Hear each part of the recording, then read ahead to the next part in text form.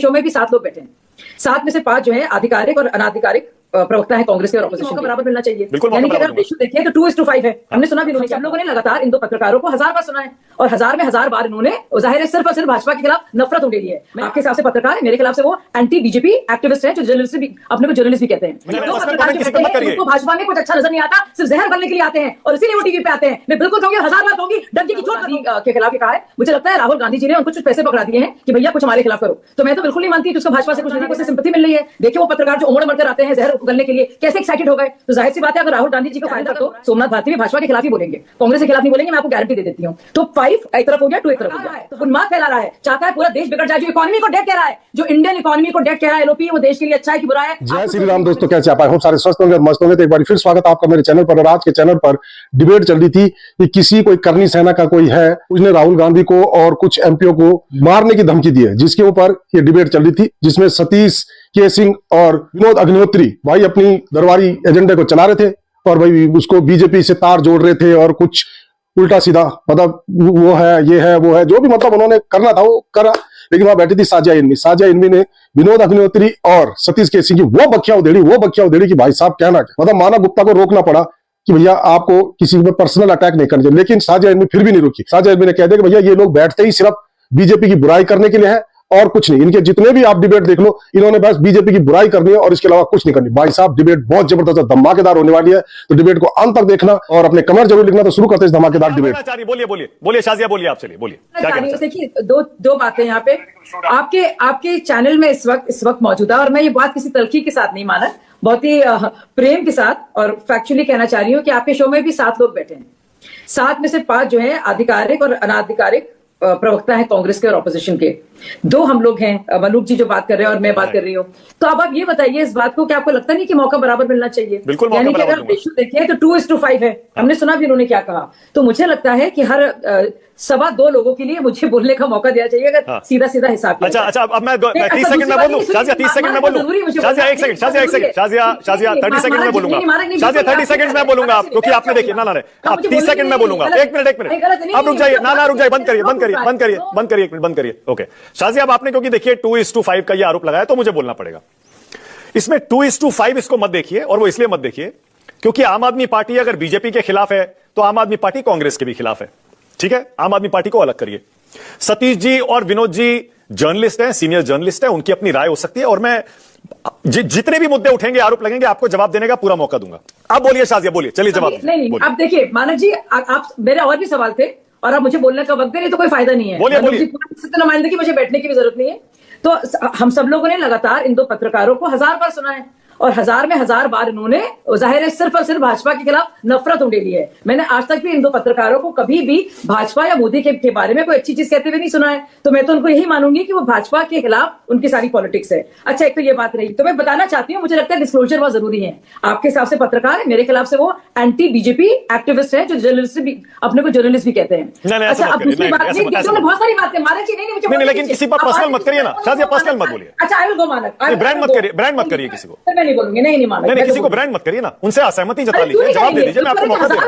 मानव जी, बोलने का हक नहीं मुझे। अरे बोलिए, पर ब्रांड मत करिए किसी को। मैं कह रहा हूं पर्सनल कमेंट किसी पे मत करिए। भाजपा में कुछ अच्छा नजर नहीं आता, सिर्फ जहर उगलने के लिए आते हैं और इसीलिए वो टीवी पे आते हैं। मैं बिल्कुल कहूंगी, 1000 बार कहूंगी, डंके की चोट पर कहूंगी। तीसरी बात, आप गलत बयानी कर रहे हैं, आप नहीं, आपके चैनल के जरिए, कि उसके खिलाफ कुछ एक्शन नहीं हुआ है। सबसे पहले तो मुझे लगता है जो इंसान जिसने भी राहुल गांधी के खिलाफ ये कहा है, मुझे लगता है राहुल गांधी जी ने उनको कुछ पैसे पकड़ा दिए हैं कि भैया कुछ हमारे खिलाफ करो। तो मैं तो बिल्कुल नहीं मानती कि उसका भाजपा से कुछ लेना देना है, क्योंकि राहुल गांधी को उससे सिंपैथी मिल रही है। देखिए वो पत्रकार जो उमड़ मरकर आते हैं जहर उगलने के लिए कैसे एक्साइटेड हो गए। तो जाहिर सी बात है अगर राहुल गांधी जी को फायदा अगर हो रहा है इस धमकी से, तो राहुल गांधी के नहीं किसी ने कुछ ऐसे कहा होगा, सुपारी दी होगी कुछ करने के लिए। दूसरी बात, तो मैं कतई यकीन नहीं करती कि इसमें भाजपा का कुछ भी लेना देना है। सब तरह के लोग होते हैं और पता नहीं कांग्रेस का कौन सा नेता हो जिसने कहा भैया बोल दो, बड़ा आसान है बोलना तो, और पुलिस ने पकड़ लिया उसको। एक और बात जो कहा जा रहा था कुछ नहीं हुआ है, तो एक और बात मैं क्लियर कर दूं, लेटेस्ट ये पुलिस ने पकड़ लिया उसको और पता चल जाएगा कि कांग्रेस के किस नेता ने कितने उसको पैसे दिए थे, क्योंकि अब बोलना तो अलाउड है ना, सब कुछ बोल सकते हैं। चौथी और जरूरी बात मैं आपको कहना चाहती हूँ पूरे तथ्यों के आधार पर, और ये 1000 बात मैं कहूंगी तो, और मुझे अब दुनिया की कोई ताकत रोक नहीं सकती, कि किरण रिजिजू ने कहा है Rahul Gandhi is a dangerous man for India security. ये उनके एग्जैक्ट वर्ड्स हैं, आप प्लीज उनको प्ले आउट भी कीजिएगा ताकि लोग समझे भी कि सबसे खतरनाक है देश के लिए, देश की सिक्योरिटी के लिए। अब मैं आपके बताती हूँ तथ्यों के हिसाब से, मुझे मौका दीजिए क्योंकि आधिकारिक तौर पर मैं भाजपा की हूँ। आपके 5 लोग जाहिर है इस चैनल पर तो सोमनाथ भारती भी भाजपा के खिलाफ ही बोलेंगे, कांग्रेस के खिलाफ नहीं बोलेंगे, मैं आपको गारंटी दे देती हूँ। तो 5 एक तरफ हो गया, 2 एक तरफ हो गया। तो हम लोग जो है ना थोड़ा सोच समझ के बात करें, सबको सब कुछ पता है, तो इधर उधर अगर मगर करने से कोई फायदा नहीं है।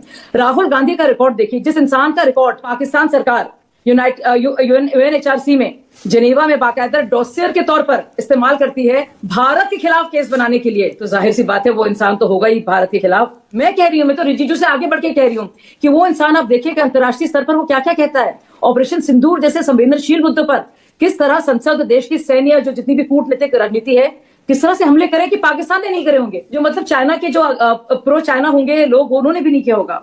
और आप देखिए डॉजियर में भारतीय विपक्षी नेताओं के बयान, खासतौर से राहुल गांधी का बयान बाकायदा दिया गया है। 25 अगस्त 2019 को देखिए आप, जम्मू कश्मीर में क्या कहा राहुल गांधी ने, कश्मीर में हिंसा हो रही है, बेगुनाह लोग मारे जा रहे हैं, इतना वायलेंस है, कोई भी फ्रीडम नहीं है। कितने लोग मारे गए सब जानते हैं कि किसी एक भी सिटीजन की मौत उसमें नहीं हुई। 10 सितंबर 2019 यूएनएचआरसी में क्या कहा जिनेवा में, कि उसी डोजियर में कश्मीर संबंधित बयान को इस्तेमाल किया गया। और 3 मार्च 2023 में क्या किया कैम्ब्रिज यूनिवर्सिटी में, कि भारत की लोकतांत्रिक प्रणाली पर दबाव है, फोन में पेगासस था, इंटेलिजेंस अधिकारियों ने चिताया है। पेगासस पर जब बात है इंडिया में क्या हुआ मानक जी, आप मुझे बताइए। सिट्टी पिट्टी गुम हो गई, दे नहीं पाए क्योंकि रफाल पर चौकीदार चोर है में खूब सुप्रीम कोर्ट ने उनको चिताया था, गड़ियाया था और दौड़ाया था। 7 मार्च को आते हैं 2023, लंदन में चैटम हाउस में क्या बोले कि भारत में विपक्ष के लिए स्पेस खत्म हो गया है, पूरा खतरा है, पूरी मीडिया संस्थाएं निष्पक्ष नहीं रही। 19 जुलाई में 2025 में क्या कहा कि सरकार ने सेना के हाथ बांध दिए, सारे जेट जो थे गिरे थे वो हमारे थे, कितने जेट्स गिरे हैं, ये तो कभी नहीं हुआ आज के दौर पर। ये तो मतलब इससे ज्यादा शर्मसार ये इंसान, मतलब एलओपी, मुझे लगता है सुप्रीम कोर्ट ने लगा है मानक जी, रिजिजू जी क्या चीज है। सुप्रीम कोर्ट ने कहा है, जब आप कह रहे हैं इतने 1000 किलोमीटर जमीन दे दी गई है, तो क्यों भारतीय नागरिक को ऐसा बोल ही नहीं सकता।